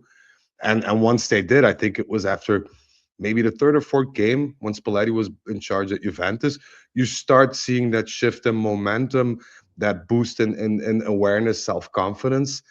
And once again, credits to Spalletti, not only for reviving Locatelli, but reviving so many players, reviving our whole squad. Because what we saw yesterday and in the games before that, this is the Juventus we want, regardless of the outcome, regardless of the result, regardless of the robbery. We want to see, even if we don't have the best players in the world, we want them to see them trying their utmost in order to get a result and not giving up, fighting, competing for something, and just making our jersey wet and doing themselves proud. And my hat's off to Spalletti. I'm forever indebted to him, no matter what happens. I mean, it bears repeating. We mustn't let go of that, because in the past we're overly critical about certain players, or maybe even certain coaches. But now that we have a gem on our hands and somebody who can relate to the Juventus DNA and the way that we as fans want to see the game approach and evolve, to me, is the biggest win of this season, regardless where we land in the table. I'd like to, I know we got onto the Locatelli thing, rightfully so and deservedly so, and we talked about Spalletti. I don't want the McKenney contribution to be forgotten based on what Kevin brought up. Yeah. Because in McKenney's best season for us, it's when he played right wing back. He had 0 goals, 11 assists as that wing back, contributing extremely well. And, Frederic, you and I have talked about in some of our shows that, McKenney he's not a complete player. He's got this or he's got that, but he makes up for it in contributing with goals and assists. And earlier on in the season, he wasn't doing that, and we were criticizing him again.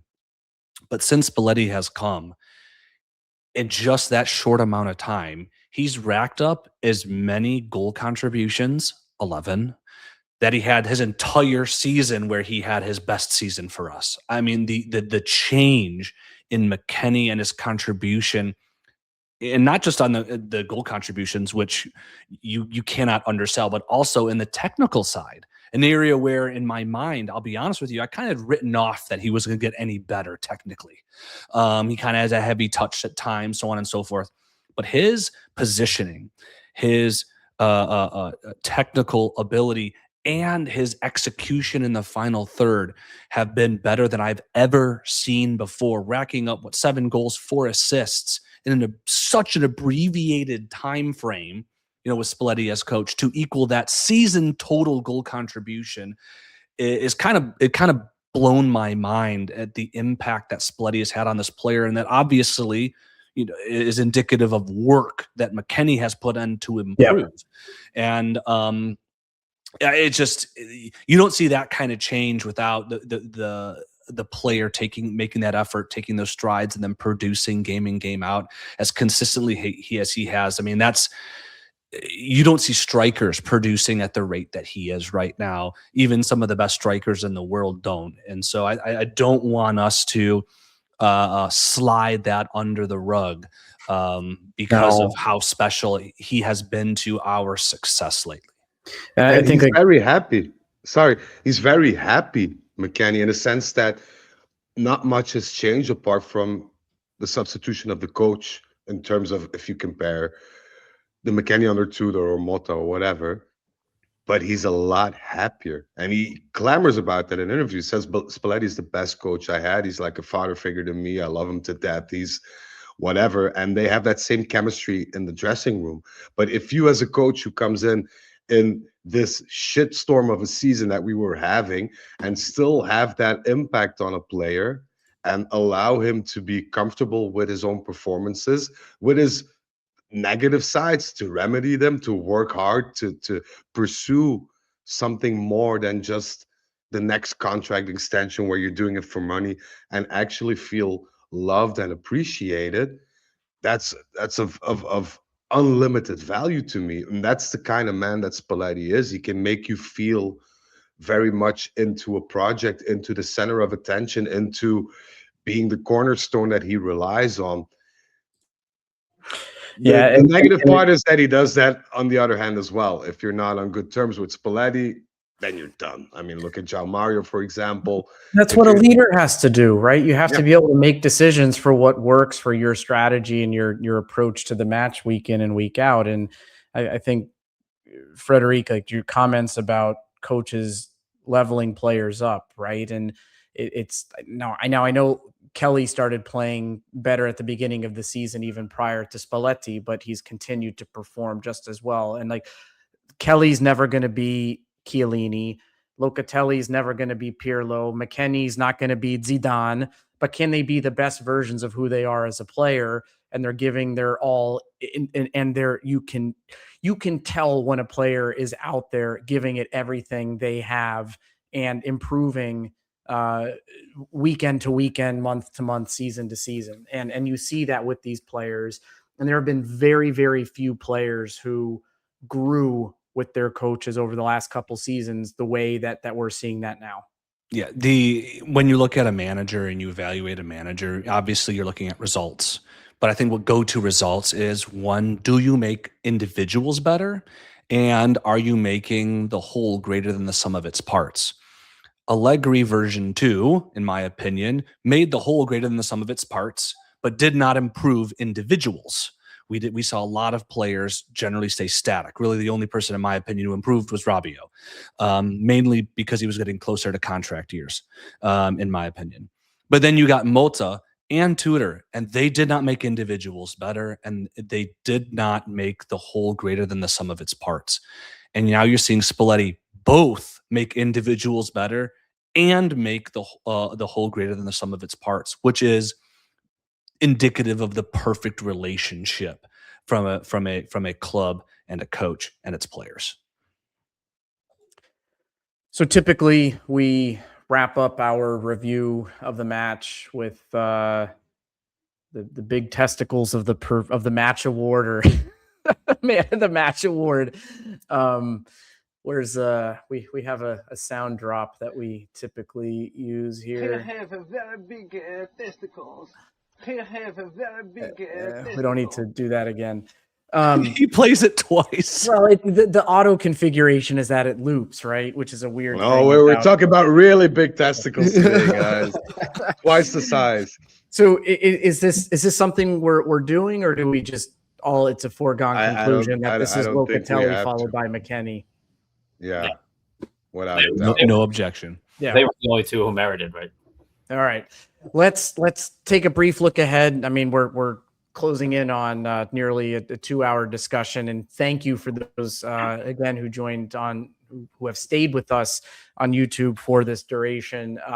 It's been a more enjoyable conversation than I thought it would be. It's been a pleasure talking with Zach, Jack, Frederic, and of course all of you joining. And for those of you who are listening later, and if you've made it an hour 45 minutes in, thank you.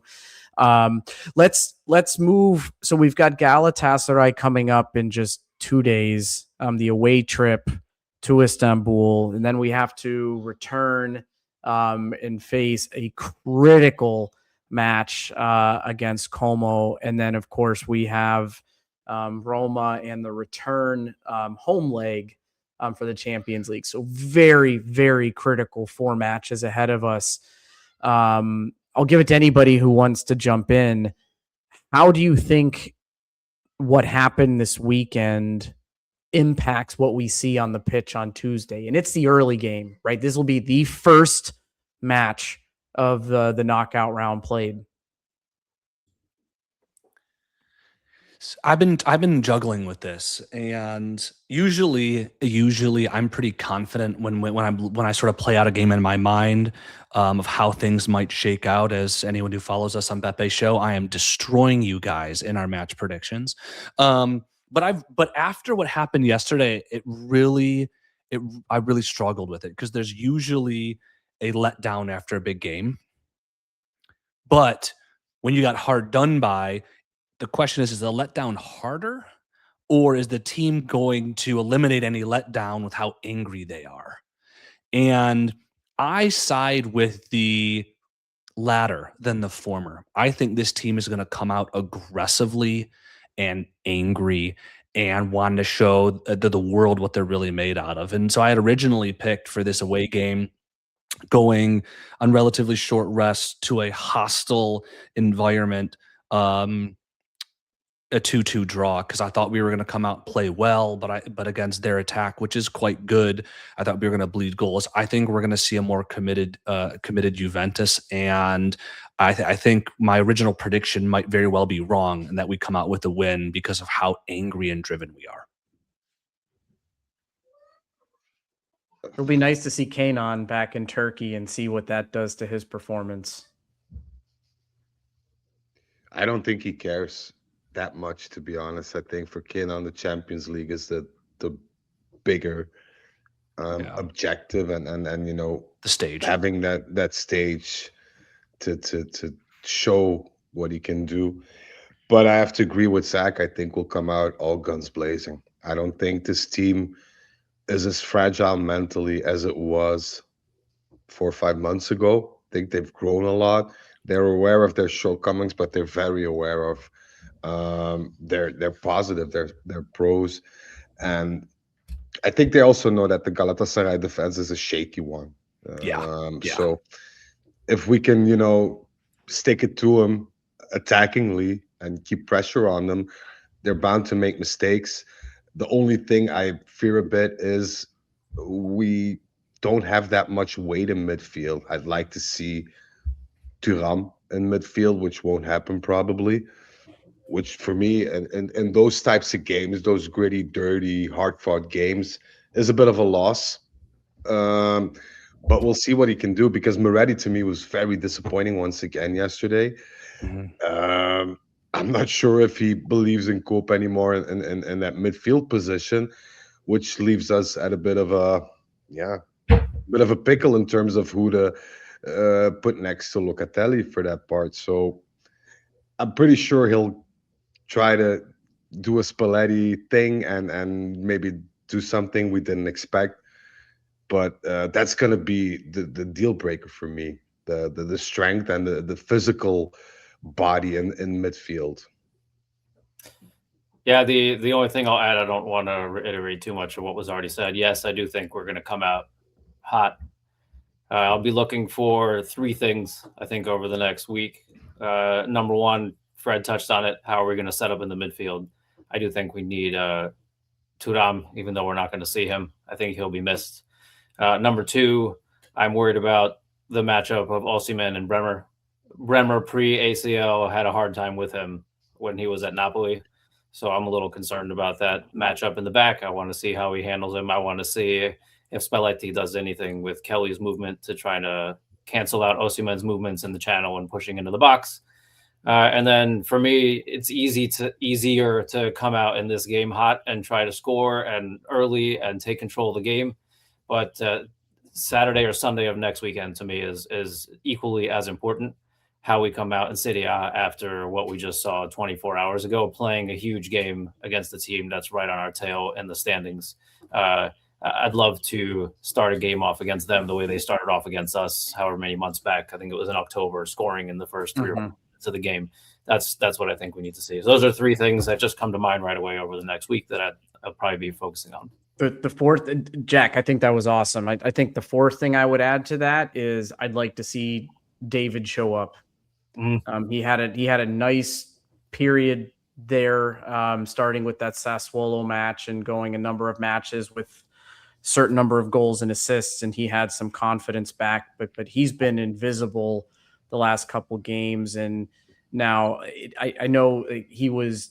When you go down a man, the forward's ability to have an impact on a game is limited, but he's still, despite us playing quite well in that first half, he had a bit part role in what we were doing. And I think if we're going to be in the best position to secure positive results over these next 4 games, he's going to have to contribute. I like him better with Yildiz, McKenney, and Miretti on the field than I do when he has Chico or Zhigurova or Opendo with him. Well, because Moretti in that advanced position plays closer to him and he can play off of it. I was going to make a joke to what Kevin said, that if David doesn't whiff that cross from McKenney, freezing the defense, Cambiasso probably doesn't score that goal. Yeah. So, that was his contribution. Okay. 7D chess from David there. I'm going to freeze the defense with a dummy shot so that Cambiasso can step in front of Luis Enrique. And, go ahead, Frederic. Can we also take into account that it was Openda's best performance yesterday? It's an interesting take. It's certainly one of the takes that ever existed. Defend yourself. I mean, I think it was I was very impressed with was that when he went back and had that defensive run and earned the foul. Who was he up against? Was that Thuram or no Di Marco? I think. Was it Di Marco? Okay, I don't couldn't remember, but right after coming on, he ran like 50 meters to track back and positioned himself well to get the foul, but I don't remember a whole lot else other than this is like the beginning of a player finding himself or trying to redeem himself. And I just like the fact that he tried that yesterday, even though he was getting garbage minutes as well. But you could see some sort of a spark. And maybe I'm clutching on the straws here, but from what I could tell, this was somebody who tried his best and is not at the top of his shape yet. Doesn't know where he fits in exactly in the squad. But I thought he was, at least his work rate and his ethic were very, very, very agreeable and very nice to see after everything we saw of Openda. Yeah. So I wouldn't even rule out that he gets more minutes against Well, Galatasaray. so let me to be modify honest. my point then. Like, we just need production from our strikers. But Yeah. between Yeah, David yeah, and yeah, Openda, yeah, we yeah, need contribution for them Yeah. and not to be passengers on the pitch. Because days where David is a really good passer but contributes nothing to goals and assists, right? We all know that there's been a lot of those days. He's doing the bare minimum at most. You know, Openda working really hard yesterday is the bare minimum to me. You know, I mean, you expect him to be disruptive in the press game. Like, that's why he's there, to run around and be a gnat, just annoying the crap out of people to help kill time and to pressure balls. Like, so that, I don't want to say he was bad when I say he was one of the performances that ever existed. It's more so that I think I expected as much from him, you know, any player coming in that moment to do that at minimum. Real quick note on the Como game, because I know we're kind of at the end of the program, but I think one thing that needs to be said is that uncharacteristically, Como has a midweek game. So they actually are going to get 1 day less of rest than we will, because they play Milan midweek, and that's a game. The rescheduled game from the Olympic opening ceremony. I forgot that game was this week. Okay. So they have 1 fewer day of rest, and that's not a game that they can take lightly, because they just lost against Fiorentina, going into a run of really tough games for themselves. And they need, kind of like us with the Napoli game after the bad game that preceded it, they need to pick up points again. And so they're going to put all their effort into that basket. And so we'll be getting a team that is, again, 1 day fewer That's of a rest. really good point. And there is some unrest in the Como dressing room as well, from what I've heard. There's some. Well, Fabregas was airing dirty laundry in he's in his presser after the match too, which I think shows a little bit of arrogance and lack of professionalism on his part. There's a bit of bickering as well, and I think Spalletti is just the perfect man to take advantage of those things, given all of his experience and having had explosive dressing rooms before. I think he'll know how to, get something across from that situation. If I'm a Serie A manager, like the 2 managers I wouldn't want to go against from a mind games perspective, who are currently in the league, is Allegri, who goes against it Wednesday, because Allegri always has the media just wrapped around his finger, and Spalletti, because Spalletti has been a genius at some of like the David controversies and all this stuff, has been absolutely spot on with how he has handled the media. Fabregas is not going to win any points in media games with these 2. Definitely not. Yeah. And I just got a text message that Spalletti tomorrow or the day after will buy a house in Turin. I'm not sure if it's for him personally. I'd hope so, because it's in the nicer part of Turin. But maybe that's already something, a bit of a prediction, as in, his extension. I don't know, but if you're going to buy a villa in the center of Turin or just outside of the center of Turin. Well, if he's buying a villa, it's across the river. Yeah, it's not in the center, but in the nice part where all the other players live. Yeah. Over can't remember the name. It's the I'm forgetting it now too. It's that whole estate thing where they have like these Tuscan style villas as well and things like that. So no, I think that's a good sign. And if shout out Ozymendiz in the chat real quick, because I was right on board with that. I'd go to Turin to help him move in. Free of charge. If you need some hands moving some furniture or setting some stuff up, well, I'll carry the trophies if he doesn't mind. Oh my goodness. Well, gentlemen,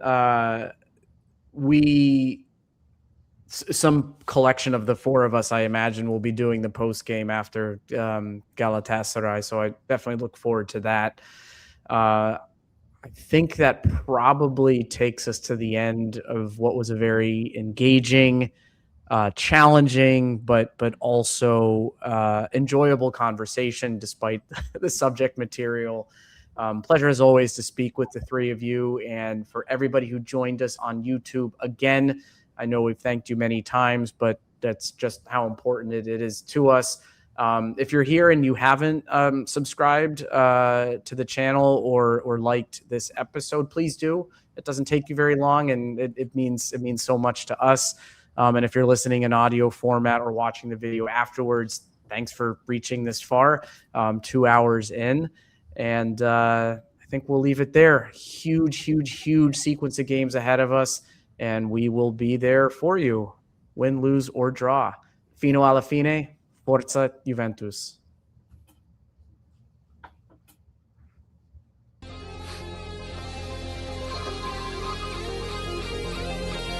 Parte Del Piero, rete Del Piero. Pallone con i contadini per me.